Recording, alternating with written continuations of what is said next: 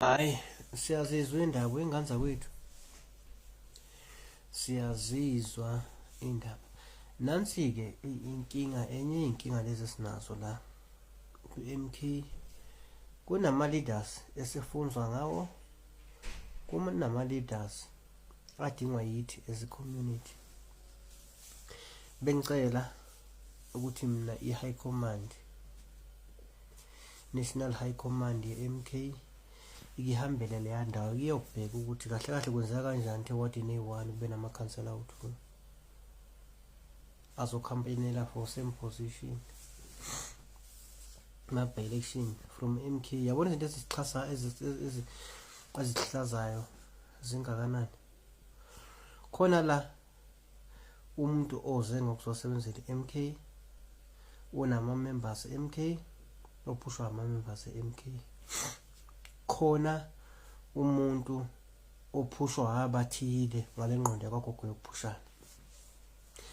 Mase bebuya khona, ngiyacela beye ekuruleni sub-region, Germiston ekuruleni central sub-region. Ake beye khona-ke beyothola ukuthi kwenzakalani. Akukwazi ukuthi ningathi niku-organization ye-1, niku-MK nonke, nisebenze i-recognize i-region, i-structure isho ngendlela i-structure ngayo. Bese kuthi abathize laba basuke bethunywe abathize ukuthi bezokwenza ukuthize, ngokuthi abafuni ukuphatheka ubabona ukuthi abantu abakholela kubo, bese bephuma nedlanzana bokhanda ibhodwe lapho, bephume nedlanzana bokhanda ibhodwe lapho, bawukwenza i-parallel. Bese kuzothi laba bayibiza ngo-so-called leadership, esingazi ukuthi baphumaphi, ngasiqane bezivese sinenkinga yabo, esingazi ukuthi baphumaphi. Bese bezothi laba baphume ibhodwe labo bephuma kubantu bevese besebenza, bayikhandela isikoti sabo ongasazi ukuthi yini, bese bezoba i-structure esirecogniziwe from a region, kuthi lapho baphuma khona bese bebizwa nge-parallel. Yini leyo nto leyo? Kuyenzeka ukuthi uphume emzini omkhulu ngoba usubona sengathi mhlawumbe awufuni ukulawuleka, uyokwakha isikoti sakho, bese kuzothi isikoti sakho bese kuthiwa umuzi omkhulu, bese kuthiwa loyana ihlubo kanjani ngoba lo muntu usaselapho. Laba bangafuni ukuphathwa, abanye babo yilaba babeyobhikisha eSandton against umsholozi. Leso sikoti esiphumile esekuthiwa yisona esiyona laba sebeyi-parallel, lesa sikoti yesalaba ababeyobhikisha eSandton against umsholozi. Yiso leso sikoti leso. Ama-leaders asuke ku-region laba bayibiza ngo-so-called leadership, yibo ababesebenzise laba abaphuma isikoti ukuthi beyolwa nomsholozi eSandton.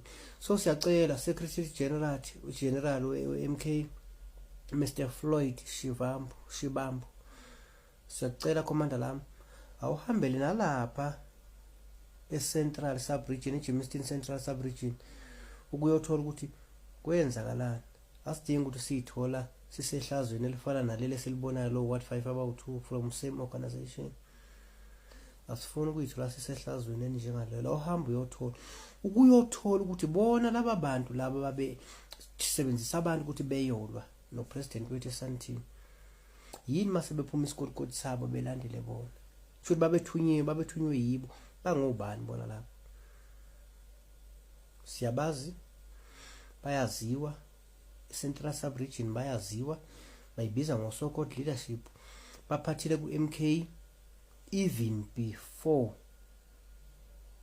kuvotwa, bese bevese benama-position esingazi ukuthi babathole, base bevese sebephethe. Ukuthi babe bekubani asazi, basuka kagogo bane-mandate yabo. Thina la njengoba silathi nomsebenzi wethu nje ukuthi sizolungisa ku-MK amaphutha esiwabonayo yonakala. Sifuna ukubona izwe libusayo ngendlela la e-right, sifuna ukubona wonke umuntu ejabule ngaphakathi ku-MK.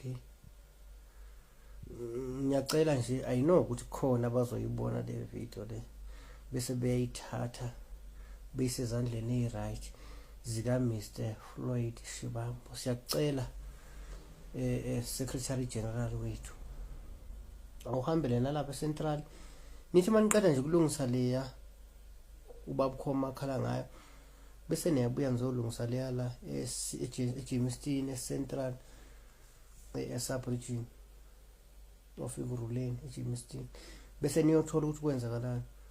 Laba phuma ibhodwe ilaba bele nomsholozi. If you can go to i-review yamalokhuzana yama videos, I'm sure khona okusasa busy ngakho njengamanje, nizobabona bakuleso sikodikodi yibo lapho. Kusho mina uMacelecele siyazizwa indaba.